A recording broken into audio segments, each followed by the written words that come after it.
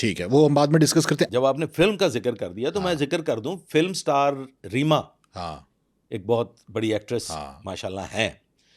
एवं ही शाहनूर स्टूडियो से वापस आ रहा था तो साथी ने बताया, ये आमिर भट्ट वगैरह एंड कंपनी साथ थे, उन्होंने कहा रीमा का घर है, रीमा के घर पे फायरिंग कर दी आतिफ चौधरी ने चौधरी ने।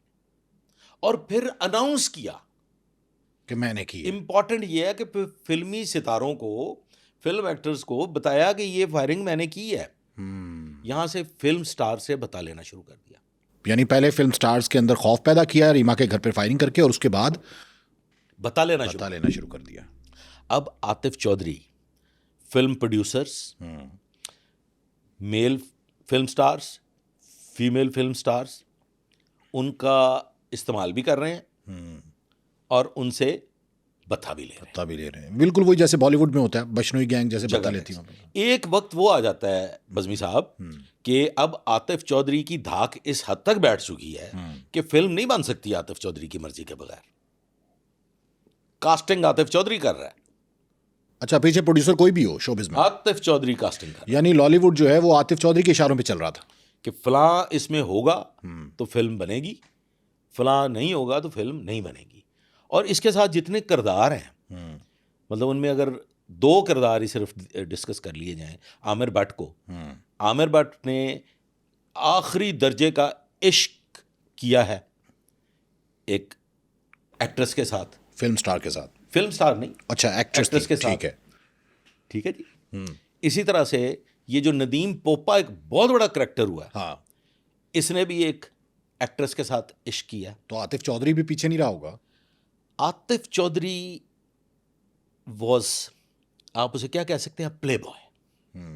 आतिफ चौधरी ने ऑल दो शादी एक की, वो भी कुछ इसी नौयत की शादी थी जिसमें से गालिबन आतिफ चौधरी का एक बेटा भी है, वो भी इसी नौयत की शादी थी। लेकिन आतिफ चौधरी इस तरह का आशिक मिजाज, इश्क के पंगे में नहीं पड़ा। और ये जो आमिर भट्ट है, आमिर भट्ट के इश्क की वजह से तो ये गैंग पकड़ा भी जाने लगा था। अच्छा जी। इस पे जो एक्ट्रेस आमिर भट्ट की माशूका थी, उस पे पुलिस ने वर्किंग शुरू कर दी थी। राना मुनीर हुए एक डीएसपी रिटायर हुए हैं, उनको पता चल गया कि आमिर भट्ट और आतिफ चौधरी का यहाँ बड़ा आना जाना है और इसकी गिरफ्तारी के लिए वो कोशां थे। तो उन्होंने उस एक्ट्रेस से रब्ता कायम कर लिया। वो एक्ट्रेस जो थी वो इतनी खौफजदा थी इनसे कि उसने इलाका गैर में जाके बता दिया कि जी मुझसे फलां फलां पुलिस ऑफिसर है, वो रब्ता कायम किए तो टफ टाइम दिया उस पुलिस ऑफिसर को। सर वही मैं अर्ज करने लगा, वो उस वक्त एसएचओ सांदा थे। ठीक है। और गालिबन आतिफ चौधरी के लिए ही उन्हें एसएचओ सांदा लगाया गया था, टारगेट दिया गया ये वाकयात आगे ठीक है, डिस्कस होते जाएंगे। आतिफ चौधरी ने फ़ोन किया उस पुलिस अफसर को। आतिफ चौधरी का एक डायलॉग था, फ़ोन करके ना वो कहता होता था, मोहब्बत जी, मोहब्बत तुसी चंगी नहीं कर रहे। वो जो राना मुनीर है ना, उसकी आतिफ चौधरी से एक मुलाकात भी हो चुकी है। वो जब एसएचओ लोहारी थे तो Atif was in jail at that time, ये गिरफ्तार होके जेल में था। वो आतिफ चौधरी से जेल में मुलाकात करने के लिए गए नदीम पोपे की अरेस्ट के लिए। अच्छा। तमाम दिन सख्त गर्मियां थी।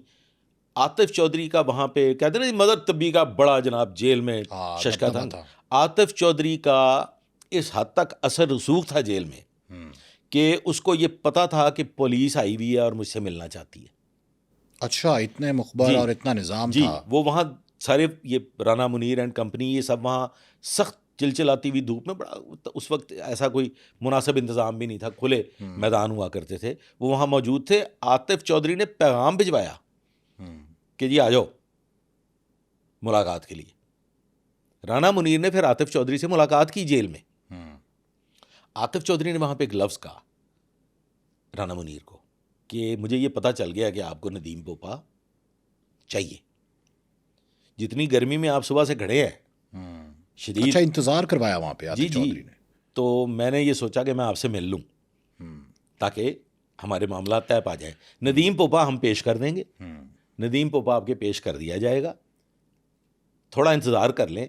जब तक अरशद अमीन चौधरी को मैं मार नहीं लेता उस वक्त तक नदीम पोपा मैं पेश नहीं करूँ, नहीं पेश ना वो करूंगा। गिरफ्तारी और दे। ये मेरा वादा रहा कि अरशद अमीन को हमने मारना है, उससे बदला लेना है, वो बदला लेके आपको नदीम पोपा पेश कर देंगे। आतिफ चौधरी जेल के अंदर खड़ा है, जी जेल के अंदर है जी एसएचओ और पुलिस उससे मिलने के लिए जेल में गए, वो इंतजार करवा रहा है, गर्मी में पुलिस खड़ी हुई है, और उसके बाद जिसको गिरफ्तार करने के लिए गए हैं कि उसको गिरफ्तार करवा दें नदीम पोपा को, वो कह रहा है कि नहीं, हमने अरशद अमीन चौधरी को पहले कत्ल करना है, फिर गिरफ्तारी देंगे।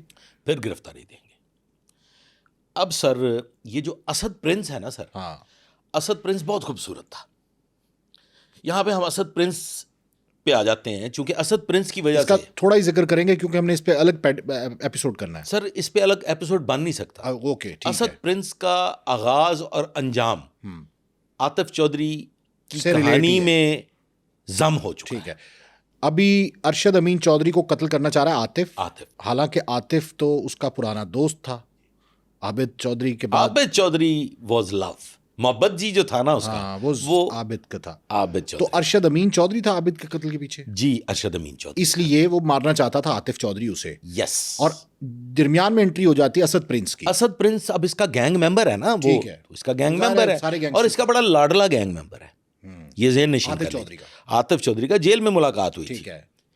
असद प्रिंस की आबिद चौधरी से जेल की मुलाकात है, जिस वजह से इनकी मोहब्बत, और ये तारिक खान और आगा नवीर, ये तकरीबन मुलाकातें सबकी जेलों की मुलाकातें हैं, और ये गैंगस्टर्स की मुलाकातें ऐसे ही हो जाया करती बिल्कुल हैं। सही है। असद प्रिंस इसके गैंग का मेंबर है, और उसकी एक अदद गर्लफ्रेंड है, जो रिवाज गार्डन में एक एकेडमी में, जहाँ पे लैंग्वेज सेंटर है, वो वहाँ पे ज़ेर तालीम है, और असद प्रिंस उसको ड्रॉप भी करता है, उसको पिक भी करता है। ठीक है।